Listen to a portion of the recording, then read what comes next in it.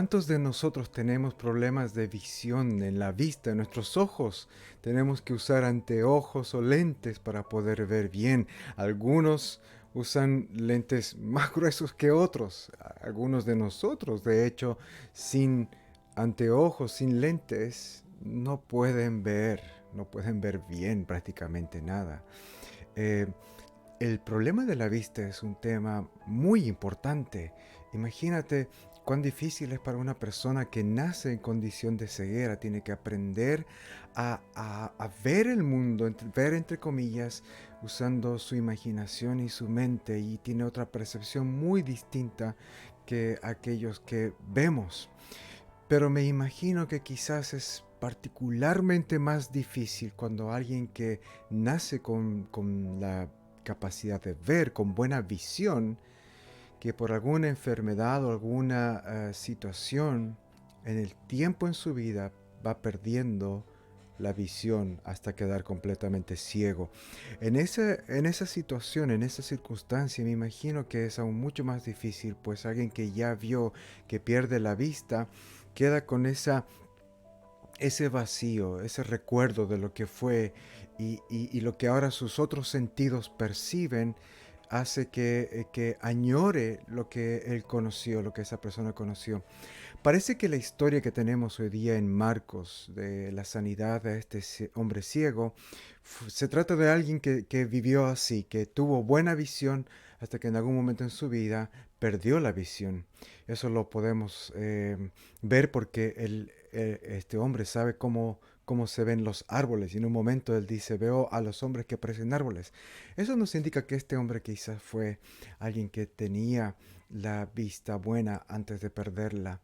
Pero hay mucho más que este pasaje quiere enseñarnos, mucho más que esta historia en el Evangelio de Marcos nos quiere enseñar. Y para eso te pido que elevemos una oración al Señor porque Él quiere enseñarnos hoy a ti y a mí con esta palabra. Oremos. Señor misericordioso, tú preparas nuestros corazones para escudriñar tu palabra y para cumplirla. Te pedimos que nos concedas que esta palabra predicada llegue hasta nuestros corazones con poder para que podamos hacer tu voluntad mediante el Espíritu Santo en nosotros. Amén. Amén. Vamos a ver tres puntos. El primero tiene que ver con Jesús tratando la ceguera física en el caso de este hombre. En los versos 22 al 26 dice que después de haber pasado un tiempo, Jesús sabemos que él estuvo en territorio gentil con sus discípulos. Ahora lo vemos retornar a territorio judío. Y en este viaje, él, si recuerdas el sermón de la semana pasada, Jesús les advirtió a sus discípulos que se cuiden de la levadura de los fariseos y de Herodes, es decir, que se cuiden de ese espíritu de incredulidad, de falta de fe. Y hasta ahora ese ha sido el gran tema en todo el Evangelio, ¿no es cierto? Hemos visto una tensión dramática en todo el Evangelio de Marcos entre Marcos que revela quién es Jesús. Claramente nos habla desde el principio que Jesús es el Cristo, el Hijo de Dios. Pero la tensión está en que sus discípulos, aquellos que son más cercanos a Él, no pueden llegar a esa conclusión, no pueden ver quién es Jesús. De hecho, Marcos nos ha mostrado que hasta la madre y los propios hermanos de Jesús no pueden ver quién es Él realmente. Y esa tensión ha estado por todo el Evangelio de Marcos. Y vamos a ver hoy día hay un punto de inflexión, un punto de cambio. Llegamos a un punto muy crucial en el Evangelio de Marcos. Por lo pronto la gente sigue viniendo a Jesús, eso es lo que vemos ahora en estos versículos, y le traen especialmente a un hombre ciego, lo que destaca Marcos, un ciego para que lo tocara. Claramente las intenciones detrás de esta acción de que ellos quieren que lo toque está en que en el fondo quieren que lo sane. Y cariñosamente Jesús lo tocó, lo tomó, lo apartó y utilizó un método muy inusual para sanar a este hombre ciego. Marcos dice que Jesús escupió en los ojos de él y lo tocó. Eh, y eso es muy raro, nos llama la atención y llama más que este método, nos llama mucho la atención también de que el ciego no es curado de forma inmediata. Él no recupera su vista completamente. En el verso 24 dice que él ve borrosamente. Ve a las personas y él sabe que son personas, pero le parecen más como árboles. Entonces es cuando Jesús toca al ciego, lo vuelve a tocar, esta vez con sus manos sobre sus ojos, y recién es donde él puede ver con claridad. Es una sanidad en etapas. Y la pregunta es, ¿por qué él no recuperó la vista inmediatamente? ¿Por qué este milagro se da así en etapas? Porque podemos ver claramente estas tres etapas, ¿no es cierto?, en la ceguera del hombre.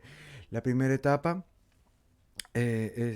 segunda etapa y tercera etapa. Y quiero que prestemos mucha atención a estas tres, porque cada una de ellas tiene una lección para nosotros. Y creo yo que que este ciego, esta sanidad está en el Evangelio de Marcos, y Jesús la hizo así de esta manera para enseñarnos poderosas verdades espirituales. Por estas tres etapas, presta mucha atención. Las tres etapas son las siguientes. En primer lugar, la primera etapa está la ceguera total. Este hombre llega a Jesús completamente ciego. La segunda etapa es una visión parcial. El hombre comienza a ver. Puede ver, pero no ve bien, ve borrosamente. Y la tercera etapa es la visión completa. El hombre ve con toda claridad. Entonces, las tres etapas, nuevamente, ceguera total, visión parcial y visión completa. Son las tres etapas que vemos en la sanidad de este hombre. Y cada etapa viene también con un sentimiento, un sentir. Mientras que el hombre era ciego, él está triste, él es infeliz, él es capaz perdón, es incapaz de vivir una vida como el resto de sus vecinos, está limitado y sufre, él sufre. Pero en la segunda etapa, cuando él puede ver borrosamente, esto significa una gran mejoría. De no ver nada, ve algo.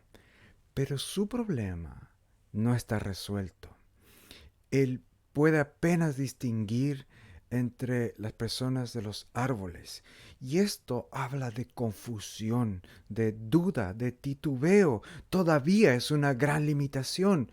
No es una sanidad completa, no es una situación ideal, de lejos no es una buena situación. Aunque ha mejorado mucho, es todavía malo para él, y de hecho creo yo que sería peor si Jesús lo dejara en esta situación, porque ver borroso es mucho peor, porque uno vive en confusión. Esto es algo que solamente alguien que ha experimentado deficiencia visual puede entenderlo. Ver, pero no ver. Es muy frustrante. No puedes confiar. Las personas que tienen este tipo de visión tan deficiente, que es tan borrosa que no puedes distinguir lo que está frente a ti, dicen y dan testimonio que es muy frustrante. Uno no puede confiar en su propia vista. Da miedo, vives en constante temor. Y esto también les lleva a cometer constantes errores, desde hablar muy cercana e íntimamente con alguien y después darte cuenta que no era la persona con quien tú pensabas que estabas hablando, hasta un error mortal de cruzar una calle pensando que está vacía y de repente viene alguien, una moto, un auto. No sabes qué está pasando realmente a tu alrededor. Piensas que sabes lo que está pasando a tu alrededor porque ves algo, pero no sabes realmente. Y los que tienen escasa visión dicen que la inseguridad en esta situación es muy grande y es una condición muy peligrosa, porque uno se confía en algo de lo que cree que está viendo. Entonces, este milagro a medias, en el fondo no es un buen milagro, no es un buen estado para este hombre. Pero al final, en la última etapa, cuando uno ve bien, cuando uno ve con claridad, cuando sus ojos se han abierto, es distinto. Ahí hay seguridad, ahí hay paz, ahí uno puede crecer, la vida puede desarrollarse, él puede ser autosuficiente, puede ser productivo, puede cuidar incluso a otros que están en condición de ceguera o en otras situaciones. La buena visión es el estado ideal, es el estado que anhela este hombre. Y es el mejor estado para él, para vivir, no en ceguera y tampoco en una visión borrosa, sino con buena vista. Y esto es muy importante, hermanos. Quedémonos con estas tres etapas en nuestra mente y en nuestros corazones, porque Jesús decidió realizar este milagro de esta manera, en etapas, y no sanar al ciego de forma inmediata, porque así nos está enseñando poderosas verdades espirituales. Vamos, vamos a ver que este ciego está apuntando a la realidad de los discípulos, a la realidad espiritual de los discípulos, porque los discípulos, perdón, han estado como este hombre estuvo al principio, ciegos. Hasta ahora en todo el Evangelio de Marcos, ellos han sido ciegos frente a quién es Jesús, frente a la realidad espiritual que Jesús les plantea con su presencia, con su ministerio, con sus milagros. Ellos no pueden no pueden ver bien quién es Jesús. ¿Recuerdas cuando él calmó la tormenta? Ellos hacen esta pregunta: ¿quién es este hombre que hasta el viento y el mar le obedecen? Y luego ellos estuvieron presentes en las dos alimentaciones milagrosas donde Jesús proveyó alimento para miles de personas, pero ellos no ven que Jesús es suficientemente poderoso para proveerles a ellos y se ponen a discutir porque no tenían pan. Cuando Jesús les hablaba de cosas espirituales como la levadura de los fariseos, ellos no entendían porque estaban ciegos, completa ceguera espiritual. Y Marcos nos muestra que no saber quién es Jesús es el equivalente a ser ciego en lo espiritual. No entender a qué ha venido Jesús es el equivalente a ser ciego en lo espiritual. Y los discípulos han sido ciegos hasta ahora. Pero a continuación viene un cambio. Un cambio, de la misma manera que hubo un cambio en la vida de este ciego y después comienza a ver borrosamente, hay un cambio en los discípulos. Y eso lo vemos en los versos siguientes, en los versos 27 al 30. Alguien comienza a ver, alguien abre sus ojos. En el camino en las aldeas, Jesús les hace esta pregunta a sus discípulos: ¿quién dice la gente que soy yo? Y ante lo cual ellos responden reflejando la ceguera espiritual de la gente. Algunos dicen que eres Juan el Bautista, otros Elías y otros uno de los profetas que ha vuelto. Y ninguna de estas declaraciones es acertada, ninguna de estas es verdadera. La gente, en su opinión, también es ciega en lo espiritual en cuanto a quién es Jesús. Pero luego Jesús les hace la pregunta más personal a ellos: ustedes y ustedes, ¿quién dicen ustedes que soy yo? A lo que uno responde a nombre de todos. Pedro respondió: tú eres el Cristo. Por fin, uno de los 12 rompe el silencio tan largo y da una declaración de fe correcta acerca de quién es Jesús. Por fin, uno demuestra que hablando por todos, demuestra que los discípulos han comprendido que Jesús es el Cristo. Alguien está comenzando a ver. Pedro y los discípulos están comenzando a ver. Pero de la misma manera como fue la restauración de la vista del ciego, vemos que esta visión tampoco es completa. Porque es cierto, Jesús es el Cristo. Esta palabra quiere decir literalmente el ungido de Dios. En el Antiguo Testamento se usaba esta palabra para referirse a los reyes y a los sacerdotes, profetas que eran llamados por Dios para ejercer un rol a nombre de Dios. Pero luego, más tarde, esta palabra se usó casi exclusivamente para hablar del rey prometido de Dios, el Hijo de Dios, el que traería libertad al pueblo de Dios. Entonces, cuando Pedro dice que Jesús es el Cristo, está diciendo: tú eres el rey que Dios nos ha prometido, el rey que estamos esperando, el que va a restaurar el reino de Israel, el que nos va a dar libertad. Pero vamos a ver que la visión de Pedro, si bien es correcta en lo que dice, en lo que afirma, es incompleta. Es incompleta, es borrosa, de la misma manera que la visión del ciego fue borrosa. En el verso 30, Jesús les dice que no deben decir a nadie esto, porque precisamente falta añadir un detalle a la comprensión de qué es o qué significa que Él es el Cristo, el Mesías, el Hijo de Dios. Y eso lo vemos en los versos 31 al 38. Jesús comienza a enseñarles que el Hijo del Hombre, el Mesías, Él, Jesús, iba a sufrir, iba a padecer mucho. De hecho, Él dice que en primer lugar Él iba a experimentar rechazo. Eh, en el verso 31 dice que era necesario. Él dice, va a ser es necesario. Dios ha determinado, está dentro del plan de Dios, es necesario que sufra, que este Mesías, que este Cristo sufra mucho, dice Jesús, y que luego de sufrir fuera desechado por los líderes, por los ancianos y los principales sacerdotes. Y luego que de sufrir y ser despreciado, ser rechazado, tiene que morir y resucitar a los 3 días. Esas 4 cosas les dice Jesús.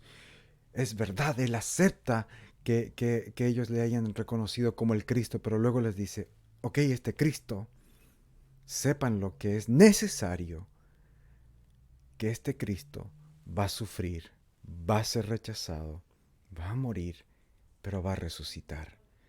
Obviamente termina en triunfo con la resurrección, pero en la cabeza de Pedro solo queda las primeras 3 cosas. Va a sufrir, va a ser rechazado y va a morir. Y esas 3 cosas no están, no son parte de la idea que Pedro tiene, de la imagen mental que Pedro tiene de el Mesías. El Mesías, el Cristo, para él es un rey triunfante, un rey victorioso. Y la burla, el rechazo, la muerte no calzan con el triunfo, con la victoria, con el reinado, con un rey victorioso. Él no puede concebir que este rey va a morir, que va a ser despreciado. Y aunque hable de resurrección, es demasiado grande lo primero. El sufrimiento, la muerte, el rechazo, la vergüenza, la humillación. No, por lo tanto, Pedro dice en el verso 33 que en el verso 32, Pedro comenzó a reprender al maestro. De hecho, la versión que nos fue leída hoy dice comenzó a reconvenirlo. Esta no es una palabra muy utilizada. Una mejor traducción es comenzó a retarlo. De hecho, esta palabra es muy fuerte.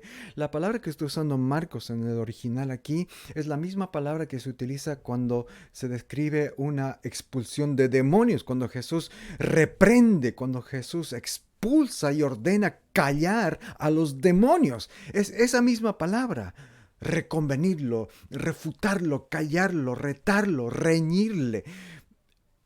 Eso es lo que Pedro hizo, pero con Jesús comenzó a retarlo, a hablarle duramente, diciéndole, cállate. No puedes decirnos que vas a morir. No puedes decirnos que el Cristo va a sufrir. No, Señor, no entra en mi mente. Y Jesús le dice a Pedro y viendo a todos los discípulos, porque todos estaban escuchando, aléjate de mi vista, Satanás. Tú no piensas en las cosas de Dios, sino en cuestiones humanas. Tu visión no es clara, Pedro. Si bien ves que soy el Cristo, ves borrosamente, y eso es lo mismo que no ver nada. No ver bien no es mejor que no ver nada, porque estás confundido. Es más, lo que puedes ver te ha engañado, te has equivocado. No soy ese tipo de Cristo. Yo soy el Mesías, el Salvador, pero el Mesías sufriente, el Cristo sufriente, que va a ser rechazado, que va a ser humillado, que va a morir, pero que resucitará. Y luego Jesús en el verso 34 llama a toda la gente y a los discípulos y les hace este desafío fuerte. Y este desafío es para ti y para mí también. Si alguno quiere seguirme, tiene que hacer lo que yo estoy haciendo. Negarse a sí mismo, tomar su cruz y seguirme. ¿Qué quiere decir negarse a sí mismo? Jesús podía aferrarse al hecho de que Él es igual a Dios, que Él es el Hijo de Dios. Él podía aferrarse a ese título de honra y decir, yo no tengo por qué ser avergonzado, no tengo por qué sufrir, no merezco el sufrimiento, merezco que ellos me honren, me adoren, me alaben, merezco que ellos se humillen delante de mí. Yo no merezco ser humillado por ellos, ni ser crucificado por ellos. Pero Jesús no tomó estas cosas, el ser igual a Dios, como algo para aferrarse a ellos, sino que se desprendió de esta honra. Eso quiere decir negarse. Cuando Jesús y la Biblia nos llama a negarnos a nosotros mismos, nos está diciendo, tú no eres el centro. Tú no eres el centro. Tú tienes que aprender a despojarte de aquello que te aferras, tu propia gloria, tu propia honra, y poner a Cristo en el centro. Jesús es el centro. Él debe ser el centro. Eso es negarse. Pero luego dice, toma tu cruz. Acepta el sufrimiento.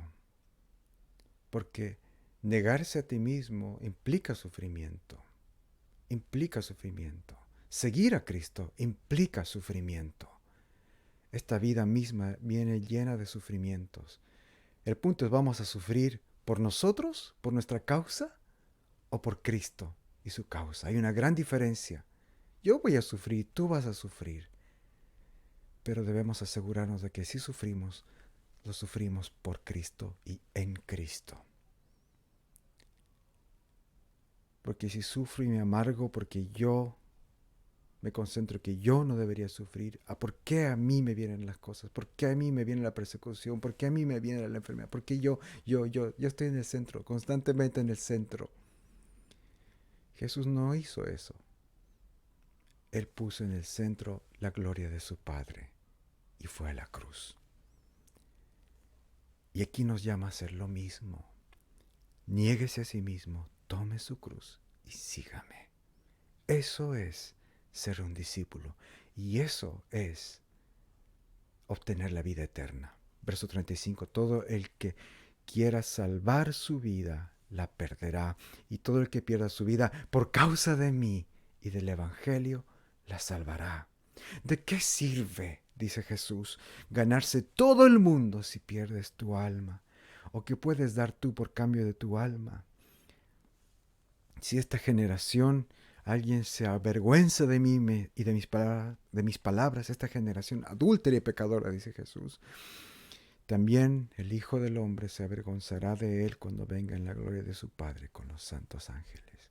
Queridos hermanos, ha sido un tiempo de mucha incertidumbre, sufrimiento, de dolor, de enfermedad, la pandemia, etcétera, etcétera, etcétera. Y estas cosas producen en nosotros una visión borrosa. Las circunstancias de la vida muchas veces nublan nuestros ojos de ver bien quién es Jesús, de ver su amor, de ver que a pesar del sufrimiento yo puedo tomar esa cruz y seguirle. Hoy la palabra de Dios nos está llamando a despertar. No nos contentemos con la visión borrosa que podamos tener. No nos contentemos con lo mucho que hemos o poco que hemos aprendido de Cristo. Siempre hay más para aprender de Él. Siempre hay más que debemos entender. Siempre hay más que debemos conocer. Su palabra es una fuente inagotable de sabiduría y de bendición y nos presenta en cada una de sus páginas a Cristo. Y debemos llenarnos de Cristo para que cuando nos toque ver nuestra vida, nuestro sufrimiento, nuestras circunstancias, no veamos borrosamente. Veamos en esas circunstancias, en esos momentos y en esos dolores, veamos a Cristo. De la misma manera que los discípulos no podían ver quién estaba con ellos en la barca, que nosotros no tengamos esa visión borrosa, sino que veamos quién está con nosotros. No en la barca, sino en esta vida. ¿Quién está con nosotros en nuestros corazones? Abre tus ojos. Pídele a Dios que abra tus ojos completamente para ver a Cristo en tu vida, en tu familia y en la vida de nuestra iglesia. Oremos. Padre Santo y bueno, gracias por el ejemplo de este ciego tan poderoso en las Escrituras y porque por medio de esa sanidad en diferentes etapas tú nos enseñas que también nosotros necesitamos abrir nuestros ojos y que a veces nos contentamos con llegar a la segunda etapa de una visión borrosa, siendo que esta es quizás la más peligrosa y no queremos quedarnos, no debemos quedarnos con una visión borrosa, sino que debemos anhelar y debemos buscar y pedir y desarrollar por medio de la fe y la lectura y la meditación una visión correcta de Cristo, una visión correcta de Él en nuestras vidas, una visión correcta de Jesús en nuestras circunstancias, en nuestras familias, en la vida de nuestros hijos, en la vida de nuestras esposas y esposos, en la vida de nuestros padres, de nuestros hermanos, de nuestros amigos, en la vida de nuestra iglesia. Ayúdanos a tener una visión correcta, una visión clara de las cosas espirituales y sobre todo déjanos ver a Cristo, déjanos ver a Jesús en nosotros, cercano a nosotros, déjanos verlo a Él que está con los brazos abiertos, dispuesto a amarnos, a perdonarnos y a recibirnos.